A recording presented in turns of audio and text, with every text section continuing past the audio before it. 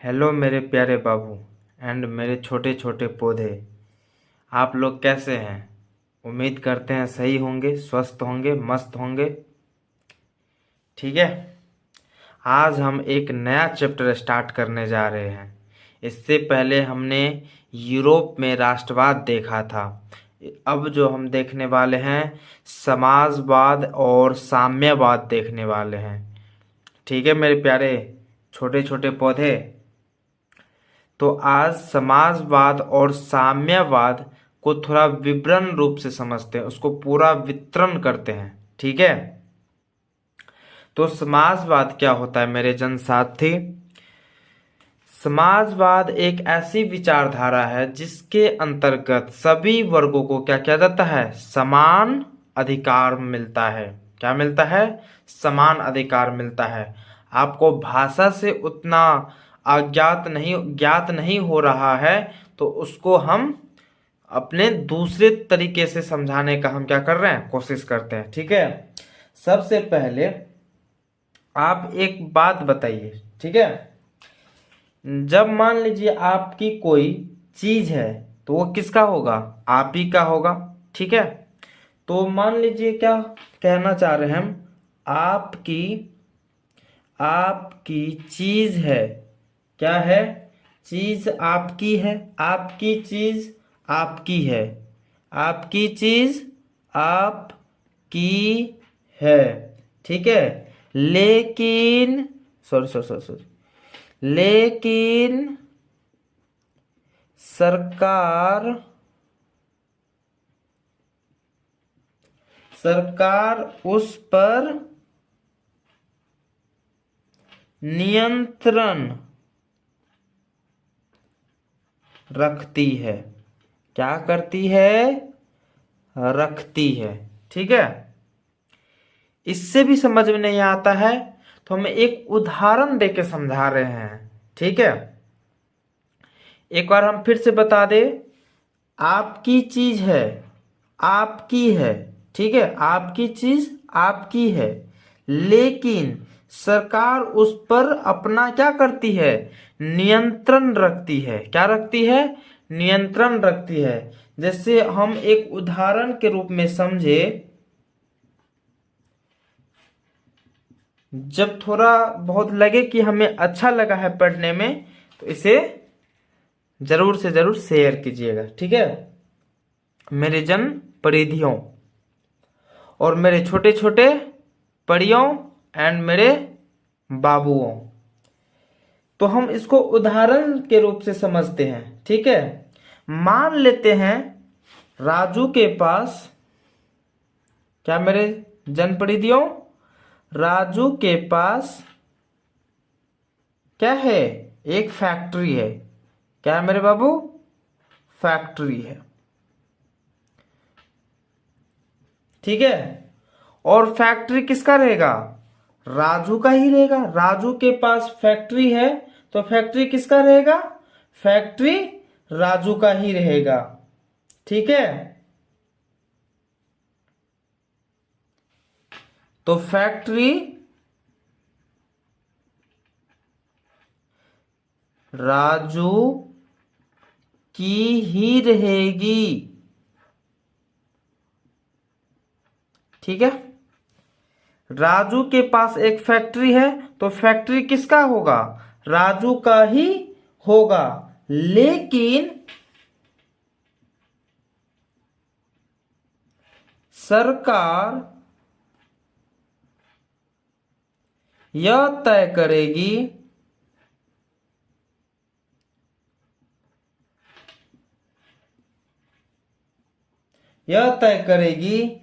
कि मजदूरों को उचित क्या मिले? पैसा मिले, काम मिले। एक तरह से उसका क्या हो? देखभाल हो। क्या हो? देखभाल हो। उचित वेतन।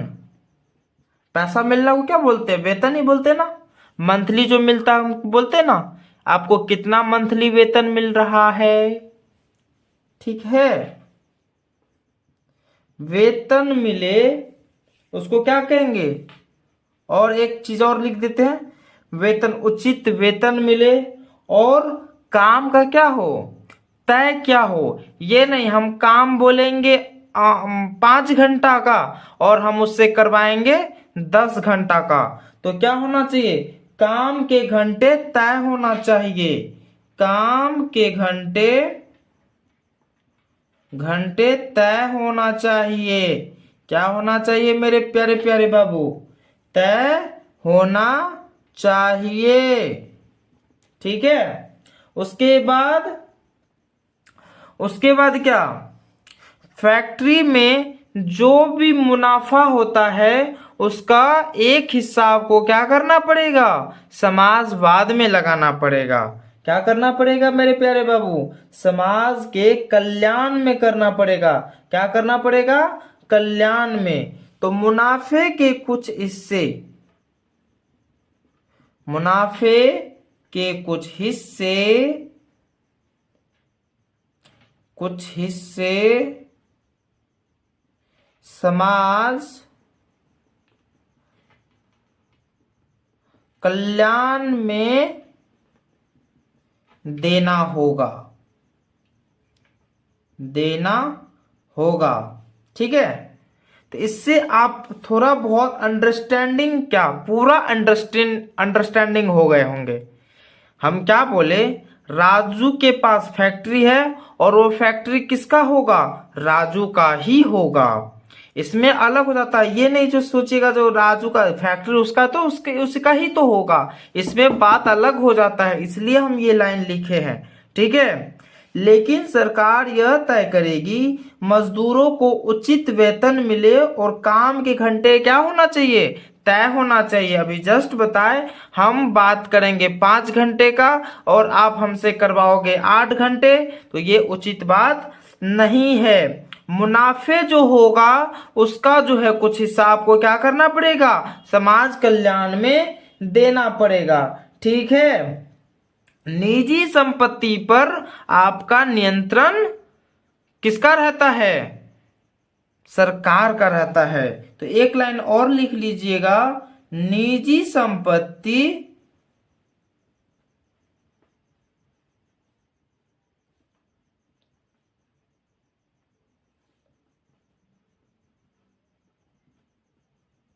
नियंत्रण के साथ। कहने का मतलब निजी संपत्ति है, ठीक है, पर नियंत्रण के साथ। मतलब नियंत्रण किसका होगा? सरकार का होगा। यहां पे लिख सकते हैं नियंत्रण सरकार का, ऐसे भी लिख सकते हैं। ठीक है। तो ये बात आपको समाजवाद में पता चल गया होगा, जो हम समाजवाद किसको बोलना चाह रहे हैं। जब आपके दिमाग में घुसा तो एक बार लाइक का बटन जरूर दबाइएगा। उसके बाद साम्यवाद किसको बोलेंगे? साम्यवाद एक ऐसी विचारधारा है। साम्यवाद एक ऐसी विचारधारा है जिसके अंतर्गत सभी किसानों और मजदूरों को समान अधिकार मिले। क्या मिले? समान अधिकार। इसमें भी समान अधिकार मिल रहा था, इसमें भी समान अधिकार मिल रहा था। मगर अलग क्या है, इसमें पूंजीपति वर्गों को क्या करता है? अंत कर देता है। मतलब इसमें बोलता है पूंजीपति उद्योगपति इसमें नहीं रहेगा। सब क्या है? एक दूसरे से बराबर है, ताकि समाज में क्या हो? वर्गहीन की स्थापना हो सके। वर्गहीन कहने का मतलब हुआ सब एक दूसरे से मिलजुल कर रहे। बात समझ में आया? नहीं आया समझ में तो एक हम इसको थोड़ा सिंपल भाषा में लिखते हैं। क्या लिखेंगे? आपकी चीज आपकी नहीं है, वह समाज की हो जाएगी। की हो जाएगी। ठीक है, आपकी चीज आपकी नहीं है। इसमें क्या बोल रहा है, आपका संपत्ति है मगर आपका वो नहीं है। ठीक है, वो किसका हो जाता है, समाज का। जैसे मान लो आपके पास 10 बीघा जमीन है, ज्यादा जमीन है, तो वो आपका पूरा, आप उस पे मतलब काम कर सकते हैं। ठीक है, मगर उसको आप क्या कर सकते हैं, आप अपना निजी नहीं मान सकते हैं। जैसे मान लीजिए आप किसी पर ये चीज का रुआब नहीं जमा सकते हैं जो मेरे पास इतना जमीन है। ठीक है, तो उस पे वो समाज का हो जाता है। आपके पास जो चीज ज्यादा रहेगा वो समाज में आपको क्या करना पड़ेगा प्यारे बाबू, वितरण करना पड़ेगा। ठीक है, एक हम उदाहरण से समझते हैं।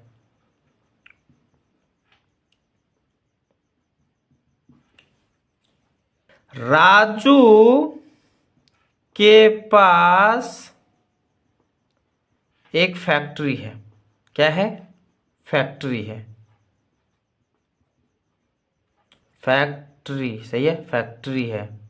ठीक है, कट तो नहीं रहा, सही है।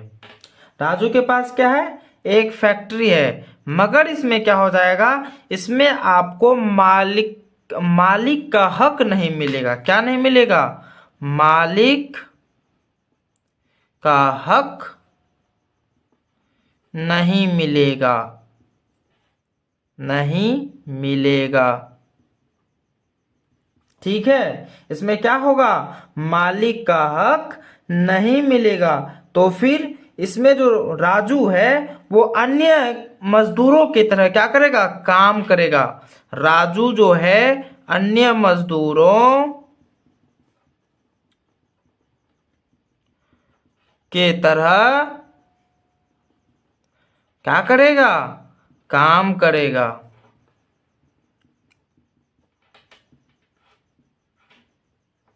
क्या करेगा, काम करेगा। राजू जो है वो मालिक नहीं है इस फैक्ट्री का, उसका है मगर मालिक नहीं है। उसको चलाना मतलब उसको चलाने के लिए मतलब एक सोचो, एक तरह से उसको आदमी लगाया गया है, उसको भी एक तरह से मजदूर के तरह से मतलब रहेगा फीट फाट में, मगर मजदूर का पूरा ध्यान रखेगा, मजदूर के बीचों में जाएगा, मजदूर का कुछ हेल्प करेगा। समझ में आ रहा है बात, तो ये सब काम उसको करना पड़ेगा। किसको, जो जिसका फैक्ट्री है, राजू जो है उसको ये काम सब करना पड़ेगा। इसका कहने का मतलब हुआ, यानी कोई व्यक्तिगत मालिक नहीं है। क्या नहीं है, कोई व्यक्तिगत मालिक क्या है, नहीं है। क्या है, नहीं है। सब कुछ किसका होगा, सामूहिक का होगा। सब कुछ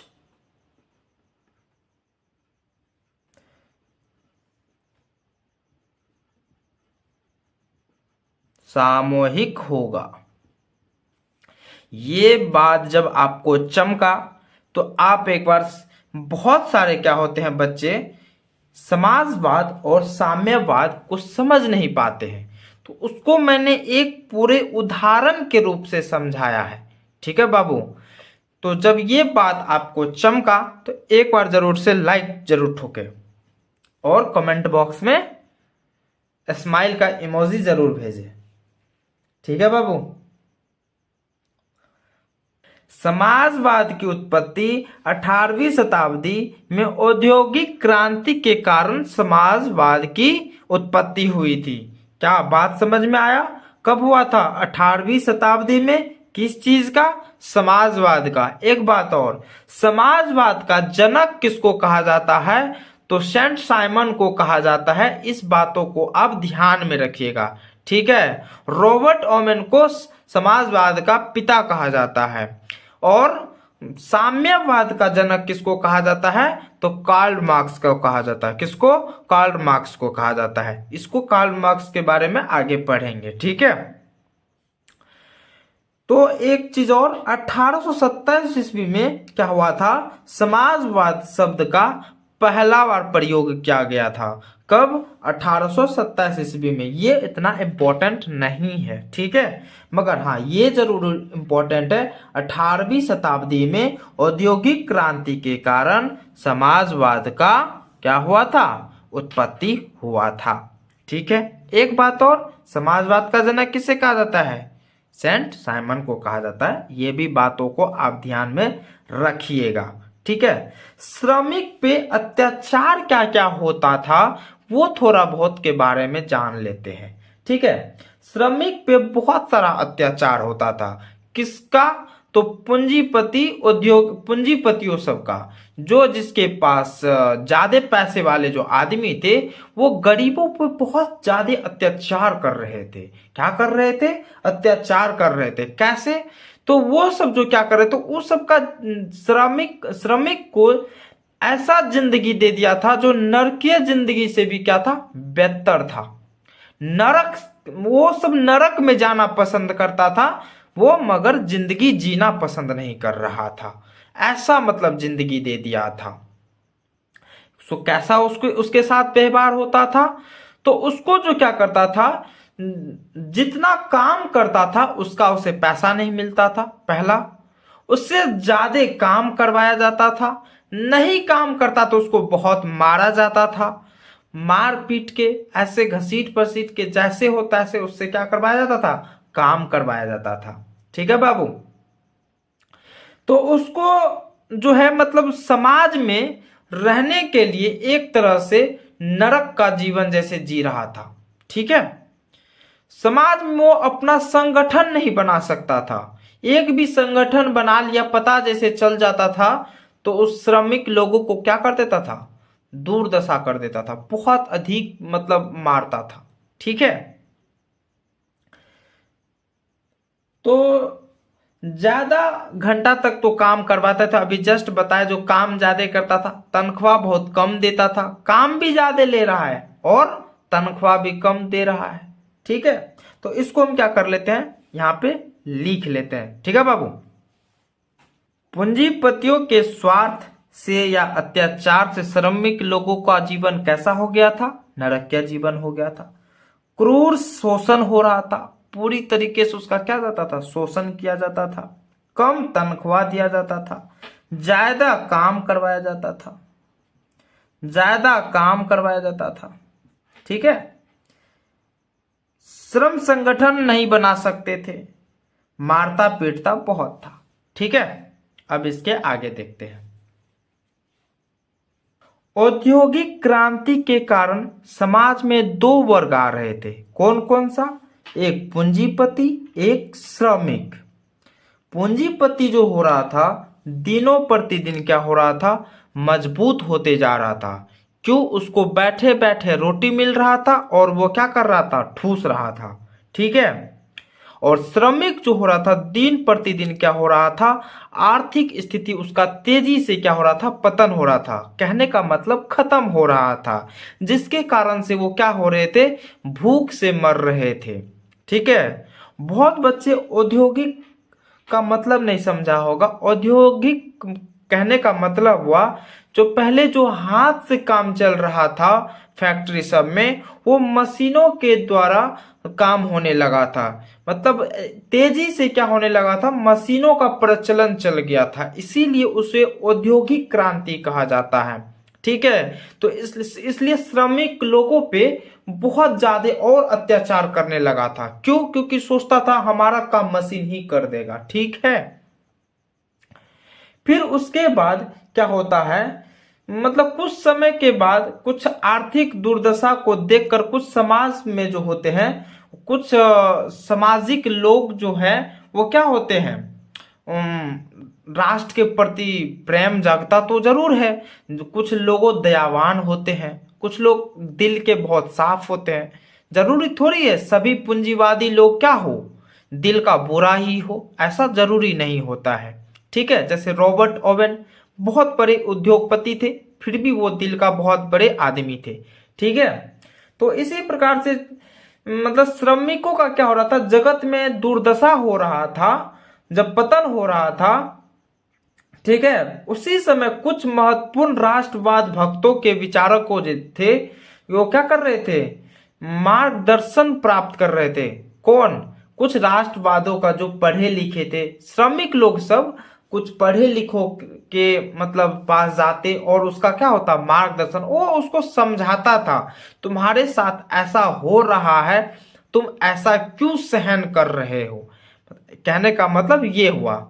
ठीक है। इन व्यक्तियों ने सामाजिक और आर्थिक क्षेत्रों में नवीन विचारधारा का क्या क्या प्रतिपादन किया। कौन लोग? जो राष्ट्रवादी थे, जो मतलब समाजवादी थे। समझ में आ रहा है बात? जिसे मतलब जो मतलब ये देश के प्रति जो मतलब जो मजदूरों और श्रमिकों के बारे में जो सोच रहा था उसी को नाम दिया गया था समाजवाद। अभी उससे पहले हम जस्ट बताए थे समाजवाद सबसे पहली बार कब बोला गया था। ठीक है बाबू। तो इन लोगों का जो समाज के प्रति जो अपनी भावना जो था अच्छा था, इसीलिए इन लोगों को क्या बोला गया, समाजवाद बोला गया। ठीक है। इन विचारकों में कुछ नाम है जिसको हम लिख कर बोलते जा रहे हैं, आप भी उसको बोलिए और याद कीजिए, क्योंकि इस सब नामों को क्या किया जाता है, पूछा जाता है मेरे प्यारे साथियों। इसको क्या कर जाता है, पूछा जाता है।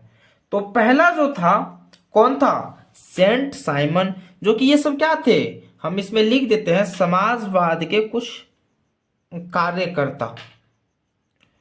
समाजवाद के कार्यकर्ता, समाजवाद के अच्छे कार्यकर्ता, ऐसे लिखो, अच्छे कार्यकर्ता। स्पेलिंग गलत हो जाए कोई बात नहीं बाबू, उतना आप लोग देख लीजिएगा। ठीक है। तो सेंट साइमन था, कौन था बाबू, सेंट साइमन। दूसरा कौन था, फोरियर, कौन था, फोरियर। तीसरा कौन था, लुई ब्ला, लुई ब्ला ब्ला ब्ला ब्ला ब्ला, ऐसे होगा। सही है, इसको पेट चीर देते हैं। ठीक है।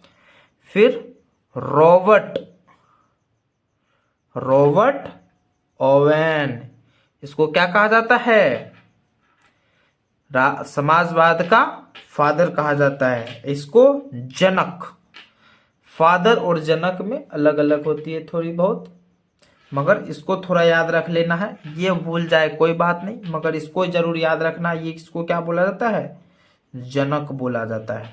ठीक है, ये उतना इंपॉर्टेंट नहीं है। फिर उसके बाद कौन, सबसे महत्वपूर्ण, कार्ल मार्क्स। कौन बाबू, कार्ल मार्क्स, यहां पे लिख देते हैं कार्ल मार्क्स।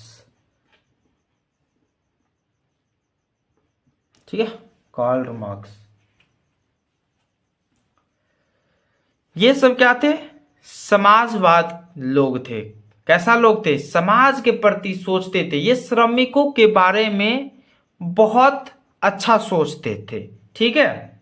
तो ये सभी जो है, ये सभी जो लोग हैं, ये अपने विचारों से, अपने कैसे मतलब विचारों से देश के प्रति जो काम किया है उसके बारे में हम अध्ययन करेंगे। ठीक है।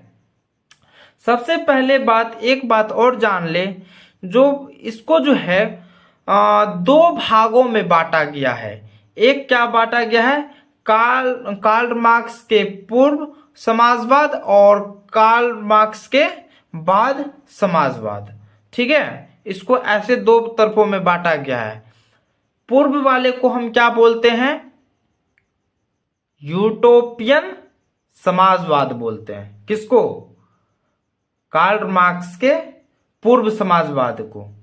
दूसरा, मार्क्स के, कार्ल मार्क्स के बाद वाले समाज को क्या बोलते हैं, वैज्ञानिक समाजवाद बोलते हैं। ठीक है बाबू, इसको हम लिख दे, इसको लिख देते हैं। ठीक है, आप लोगों को क्या रहेगा, बेहतर तरीके से याद रहेगा। मेरा मिटाने वाला किधर गया बाबू। ये सभी विचारकों ने यूरोपीय में प्रचलित व्यवस्था की कड़ी आलोचना की थी। कड़ी आलोचना का मतलब उसको बहुत एक तीखी अंदाज में, एक कड़ा आवाज में उसको क्या किया था, निंदा किया था, उसको बोला गया था तो ये तुम लोग गलत कर रहे हो। कौन? ये सब जो थे विचारक जो थे, सेंट साइमन, चार्ल्स फेरियर, लुई ब्ला और रॉबर्ट ओवेन, कार्ल मार्क्स, ये सब क्या उसका विरोध कर रहे थे। ठीक है। औद्योगिक संगठन में पूंजी जातियों पूंजीपतियों पूंजीपतियों पूंजीपतियों एवं श्रमिकों के संबंध में नवीन सिद्धांत का प्रतिपादन किया था। कौन? ये सब राष्ट्रवाद के समाजवाद जो थे। ठीक है। अब जो है इसको जो हम दो वर्गों में कार्ल मार्क्स के पूर्व और कार्ल मार्क्स के बाद को जो हम बांटते हैं, इसको कैसे बांटा गया है? ऐतिहासिक दृष्टि से आधुनिक समाजवाद का विभाजन चरणों में। ठीक है। तो मार्क्सवाद के पूर्व को हम क्या बोलते हैं? यूटोपियन समाजवाद बोलते हैं। मार्क्स के बाद को हम क्या बोलते हैं? वैज्ञानिक समाजवाद बोलते हैं। इसमें सिर्फ कार्ल मार्क्स आता है। कौन आता है? Karl Marx. और यूटोपियन समाजवाद में सेंट साइमन, चार्ल्स फेरियर, लुई ब्ला, रॉबर्ट ओवेन। ठीक है। यूटोपियन समाज को हम क्या बोलते हैं? स्वप्नदर्शी समाज बोलते हैं। क्यों बोलते हैं अभी आपको पता चल जाएगा, जो हम यूटोपियन समाज को स्वप्नदर्शी समाज क्यों बोलते हैं। ठीक है। बात समझ में आ रहा है? क्या क्लियर हो रही है मेरी बातें? जब बातें क्लियर हो रही है तो आप जरूर थम्स अप करिएगा। ठीक है मेरे प्यारे जन साथियों। तो हम इससे अब क्या करते हैं, आगे बढ़ते हैं और यूटोपियन समाजवादी के बारे में क्या करते हैं, समझने का कोशिश करते हैं। ठीक है। सबसे पहले हम सेंट साइमन के बारे में समझते हैं। सेंट साइमन का कहना था जो हम क्या करें, मिलजुल कर रहे। क्या करें? मिलजुल कर रहे, एक दूसरे से ना झगड़े, हम दूसरे से ना झगड़े। ठीक है। उसने एक घोषित किया था, एक बात बोला था। क्या बात बोला था? प्रत्येक को उसकी क्षमता के अनुसार तथा प्रत्येक को उनके कार्य के अनुसार। इसका कहने का मतलब हुआ जो उसके क्षमता के अनुसार काम मिलना चाहिए और उसके कार्य के अनुसार उसको पैसा मिलना चाहिए। ठीक है।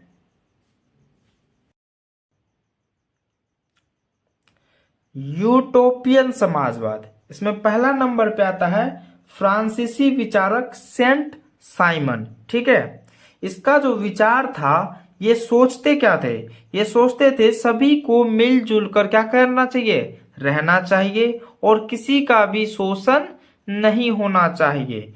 पूंजीपति लोग क्या करते थे, शोषण करते थे। किसका? श्रमिक लोगों का। प्रत्येक को उसकी क्षमता के अनुसार तथा प्रत्येक को उनकी कार्य के अनुसार, अभी जस्ट समझाए हैं, जो उसकी क्षमता के अनुसार उसको काम मिलना चाहिए। उसका मतलब जैसे मान लो वो अभी बुजुर्ग है तो उससे ज्यादा काम नहीं करवाना चाहिए, उसका जितना क्षमता रहेगा उतना ही उसको काम करवाना चाहिए। और कोई मान लो अच्छा खासा आदमी है, अच्छा पोस्ट पे है और मान लो शरीर से भी मेहनत अच्छा खासा कर रहा है, तो उसकी अच्छा खासा क्या होना चाहिए, रुपया भी होना चाहिए। ठीक है। यही उसका कहना था। किसका? सेंट साइमन का कहना था। दूसरा यूटोपियन जो है वो कौन था? चार्ल्स फेरियर था। चार्ल्स फेरियर का कहना था जो श्रमिक लोग हैं वो अपने गांव में ही जाके काम करे, अपने नगर में ही अपना काम करे, अपने नगर में काम करे, कस्बों में काम करे, जहां मतलब होता है अपने गांव के तरफ, अपने छोटे छोटे इलाकों में जाके अपना खुद का काम करे, जितना कमाए मगर खुश रहे। ये शहर में आते हैं और पूंजीपति लोग इसका बहुत ज्यादा क्या करते हैं, शोषण करते हैं। ये किसका कहना था बाबू? चार्ल्स फेरियर का कहना था। ठीक है। तो चार्ल्स फेरियर के बारे में हम क्या करते हैं, लिख देते हैं आप लोगों को। यूटोपियन विचारक चार्ल्स फेरियर, इसका क्या कहना था? इसका कहना था श्रमिक लोगों को छोटे नगर या गांव या कस्बों में क्या करना चाहिए, काम करना चाहिए। कहां पे? कस्बों में। कस्बों का मतलब क्या होता है? छोटा बस्ती होता है। जिसको समझ में नहीं आता है वो लिख लीजिएगा। ठीक है। छोटा बस्ती, वो सब कस्बों में काम करता था, कस्बों में काम करना चाहिए। ये किसका कहना था? चार्ल्स फेरियर का कहना था। ठीक है बाबू। अब जो हम तीसरा पढ़ने वाले हैं वो लुई बला के बारे में पढ़ने वाले हैं। लुई बला का क्या कहना था बाबू?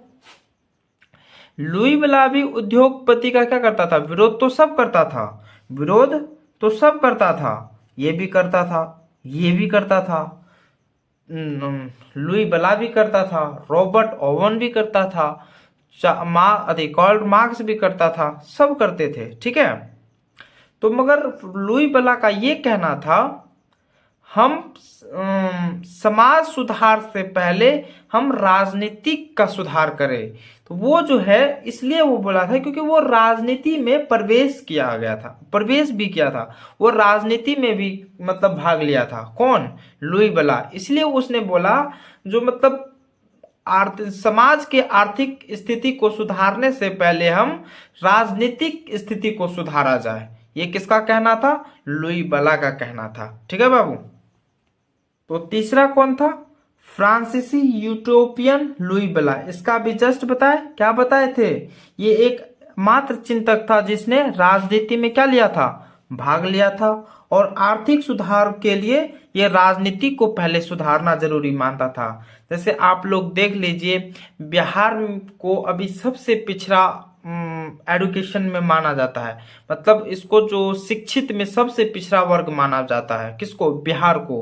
क्यों? यहाँ पे शिक्षा व्यवस्था पे कोई काम ही नहीं करता है। आपको 10,000 देगा, कोई 1,500 रुपया देगा, कोई ऐसे झूठ मूठ का लालच देगा, तो इस पे वोट बैंकिंग होता है। ठीक है। कोई नौकरी का लालच देगा। बताओ, कोई बोल रहा है जो मतलब पूरा हम भारत का मतलब बजट से बाहरी बात बोल रहा है। सबका अपना अपना है, राजनीति में कुछ भी हो सकता है। अब हम चौथा जो पढ़ने वाले हैं, ब्रिटिश उद्योगपति रॉबर्ट ओवेन। अभी उसके बारे में थोड़ा अच्छा इसका रोचक कहानी है। इसका कहानी यही है, जो स्कॉटलैंड के न्यू लुनार्क नामक स्थान पर एक क्या खोला था? फैक्ट्री खोला था। ठीक है। और इसने क्या किया? उस फैक्ट्री में बहुत सारी चीजों को लागू किया था। जैसे में इसने लागू किया था, अच्छी वेतन देने का सुविधा दिया था, मेडिकल सुविधा दिया था, और काम करने का घंटा को क्या कर दिया था? कम। जहां पे 14 घंटा, 15 घंटा, 16 घंटा ऐसे काम करवाया जाता था उससे, तो उसको क्या कर दिया गया? 6 से 8 घंटा कर दिया गया था, सीधा आधा कर दिया गया था। ठीक है। और रहने खाने पीने की भी व्यवस्था वहां पे की गई थी। तो इससे उसको हुआ क्या? जो देखा जितना फायदा हो रहा था उससे 2 गुना हमें फायदा हुआ था। तो इसलिए रॉबर्ट ओवन का कहना था श्रमिक को ही उद्धार करने में क्या है? बिजनेस में फायदा है। मतलब जब हम मजदूरों से मिलकर रहेंगे, मजदूरों के हित में काम रह के करेंगे, तो मजदूर भी हमारे लिए पूरा जोर जी जान लगा के काम करेगा। ठीक है। तुम 14 घंटा काम करवा लो, मगर मजदूर का मन नहीं है तो क्या करेगा? वो सही तरीके से काम नहीं करेगा। मगर वही तुम काम कोई मजदूर 6 घंटा में भी रह के 18 घंटे का काम कर देता है। क्यों? क्योंकि इसका हित तुम चाह रहे हो, मगर इसका तुम हित नहीं चाह रहे हो। ठीक है बाबू। तो अब हम रॉबर्ट ओवन के बारे में जान लेते हैं। ब्रिटिश उद्योगपति रॉबर्ट ओवन, ये जो था एक उद्योगपति था। इसने मतलब अच्छे खासे मतलब फैक्ट्री वगैरह सब इसके पास था, मतलब बहुत पूंजी वाले आदमी थे। तो एक जगह स्कॉटलैंड के न्यू लुनार्क नामक जगह पे, ये नाम है बाबू, ये नाम है जगह का, उस स्थान पर क्या खोला था? एक फैक्ट्री का स्थापना किया था। ठीक है। क्या किया था? स्थापना किया था। और इसने उस फैक्ट्री में कुछ अच्छी सुविधाएं दी गई थी। क्या दी गई थी? वेतन को बढ़ाया गया था, काम करने की समय को कम किया गया था, मेडिकल की सुविधाएं दी गई थी, और रहने खाने पीने की व्यवस्था दी गई थी। जिसके कारण इसको क्या मिला? जितना फायदा होना चाहिए उसके 2 गुना फायदा हुआ था। इसीलिए इसने ये क्या कहा था, श्रमिकों के हित में काम करना ही बिजनेस में फायदा है। जब श्रमिकों को, जब मजदूरों को हम साथ में लेके चलते हैं तो हमारा फायदा ज्यादा होता है। अभी जस्ट बताएं, जब मजदूर का मन होगा कि जो हम 6 घंटा में काम हम 10 घंटा वाली कर दे, कब करेगा, जब तुम उसके साथ रहोगे, उसका साथ दोगे, उसके कमजोर वक्त पे साथ दोगे, जब उसका मजबूरी है तब उस मजबूरी को तुम उसको समझोगे। जैसे रतन टाटा, अभी सबसे आप लोग जानते होंगे, रतन टाटा सर जो हैं वो बहुत बड़े उद्योगपति थे, और उद्योगपति के साथ साथ वो क्या थे, बहुत दिलदारी आदमी थे, बहुत दिलदार आदमी थे। तो ऐसे ये था कौन, रॉबर्ट ओवेन था। जैसे रतन टाटा सर थे वैसे रॉबर्ट ओवेन सर था। जैसे रतन टाटा सर अपने मजदूरों का ख्याल रखते थे, उसी प्रकार इसने भी क्या किया था, मजदूरों का ख्याल रखा था। जैसे रतन टाटा सर ने अपने बिजनेस में कभी घाटा नहीं पाए। जैसे जगवार और एक कौन था, लैंडस्केप, ऐसे कुछ नाम था, उस कंपनी को, घाटा कंपनी को भी उसने क्या किया, बेनिफिट में ला दिया था। कैसे, मजदूरों के बदौलत वो ला दिया था। जबकि उससे पहले वाले 2 कंपनियों के बीच बिक गया था, फिर भी उसने बेनिफिट नहीं कर पाया।